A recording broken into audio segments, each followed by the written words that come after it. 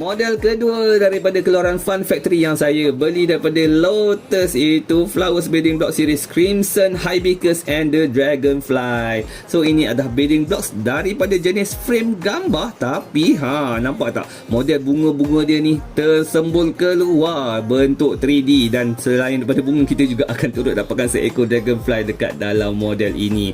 Agency lain untuk 6 tahun ke atas dan mempunyai 294 pieces yang berbeza. Apa yang best dengan frame gambar ni kan, nampak tak, nak gantung pun boleh, nak letak atas meja pun boleh, nak jadikan sebagai modeler pun boleh, dan ianya adalah berjenis standard block.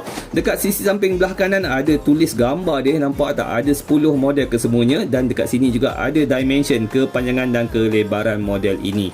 Di sisi samping lagi satu pun ada tulis modular display dan juga gambar saiz dia, dan dekat sebelah belakang pula dah tunjukkan macam mana cara kita nak pasang, cara gantung ke, nak letak atas meja ke, ataupun nak buat sebagai modular. Kepada siapa yang nak tengok saya pasang benda ni, jangan lupa untuk like Main Adam channel, dan kepada siapa yang nak beli, anda boleh cari link yang saya sertakan pada ruangan sebelah kanan atas video ini.